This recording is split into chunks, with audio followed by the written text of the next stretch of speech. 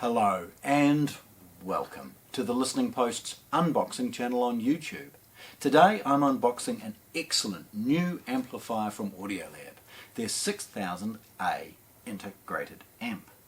This 50 watt into 8 ohm, 75 into 4 watt amplifier is superb for the money involved. It sits at that a little bit more than budget territory, but it smashes that glass ceiling from a quality perspective, where the investment in this is easy to justify. What they've done with this particular product is added some digital ins, some Bluetooth, all of those types of things. They've essentially made it smart, so that you can integrate it with your television or your streamer or any number of different things. Even old legacy, poor quality products can be made to sound much better because of their emphasis on the digital to analog converters. The SS DACs are stunning that they've chosen to put on board. And it means that they can then complement the range with a relatively dumb CD transport for those people that, with the legacy items like CDs, can introduce a very cheap transport to the product. In fact, look, I'm probably going to release both videos at the same stage, so there's the link for the CD transport. Nevertheless, 50 watts a channel, 75 into 8 ohms, digital ins, all of those things you would expect. It's really well packaged, particularly for a product at the entry level price-wise. It's excellent packaging, brown paper. Now you'll see that this is then protected from the elements with a shrink wrap of plastic. So we see a double stage approach as far as getting into it. The first thing to do is loosely start the process of removing the plastic. Being sort of heat shrunk, it's pretty straightforward, a few nicks and things along those lines. And it means that immediately it removes the mess associated with freight labels and other things like that. And you see the brown box for the first time.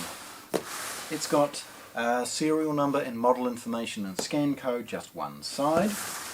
Audiolab 6000 series on one end. In fact, look, this box is essentially the same box that the whole 6000 range comes in. Opening this, very, very straightforward. It's held closed with some paper tape, and then lifting and cutting across the top. Really, really easy. Having a look in for the first time, you can see that Audiolab has spared no expense as far as ensuring this is going to be very, very well protected at the frame. The first thing it will see is quite a comprehensive manual in a Ziploc bag. Then, held in place with some closed cell foam, we see the accessory pack.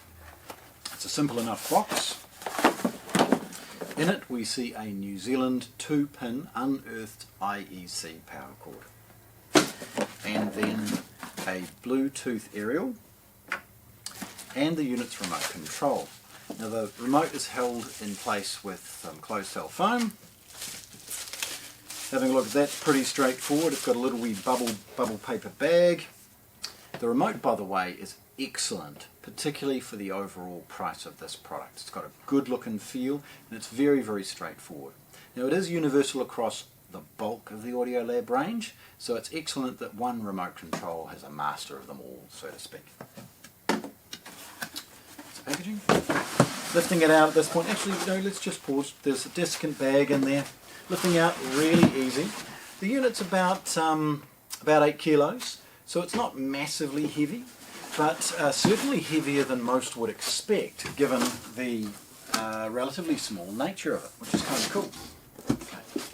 Now, firstly, by design, this is a traditional Class A/B amplifier. What they've done is they've made it significantly better from a noise floor perspective and overall current than anything in its class. Basically, really high current, really, really good current and voltage reserves in the capacitors leads to essentially the amplifiers aren't going to run out of juice, so to speak. And it's very common in cheap competitive products from your mass market brands where fundamentally the declared wattage is never delivered because the power supply can't deliver it competently enough, or the capacitors run out of electrical control. Nevertheless, the unit itself is protected in a closed cell bag. A little poly paper bag is the way I like to call it.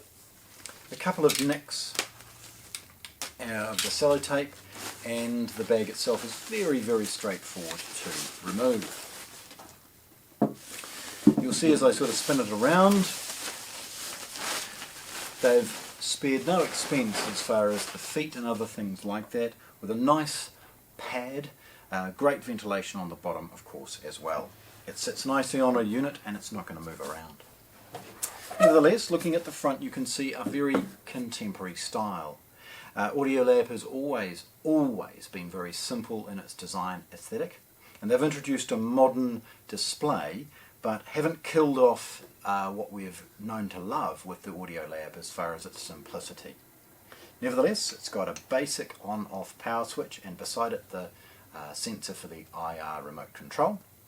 The Audiolab branding screen printed on the front there as well. Then a rotary encoder volume control, so there's no stop and start. Again, the centrally located display, and then modes, and then selector as far as the inputs. Now the modes associated with all sorts of features that they've buried into it. Nevertheless, ventilation at the top. The unit does run warm, so bear that in mind. Now it's a standard sort of form factor depth, and that's kind of important because we do see these being stacked on top of each other. So everything from their component size DC blocker, their CD transport and their amps are all basically this form factor, and that's excellent to see, particularly if these products end up on display. Worth noting, they're available in both black and silver. Nevertheless, it's at the back that we see the investment in the features that Audiolab have delivered for such a good price. Starting at this side, we'll see a basic ground for the dedicated phono input. The phono stage is actually very good. Then we've got a myriad of traditional analog inputs as well as a pre-out. The pre-out enables you to potentially drive a subwoofer or an attached power amplifier. It has a theatre bypass or power amp mode as well, although that's in the setup. The USB at the back is for software updating. Then we've got two coaxes and two optical inputs, both clearly labelled. There's the Bluetooth aerial connection, and it's very, very straightforward to attach that. And then we have the trigger in and out as far as powering the unit on, and then out again to trigger on power amplifiers and other things along those lines. Then we've got the traditional 5-way binding post outputs. Good enough quality-wise, but modest as far as their overall design. Lastly, we've got a basic rocker switch and of course the IEC power input. So, there we have it. Audiolab's excellent new 8000A integrated amplifier, unboxed here at the Listening Post in Christchurch, New Zealand. Thanks for watching. If you want to see more, subscribe to our channel.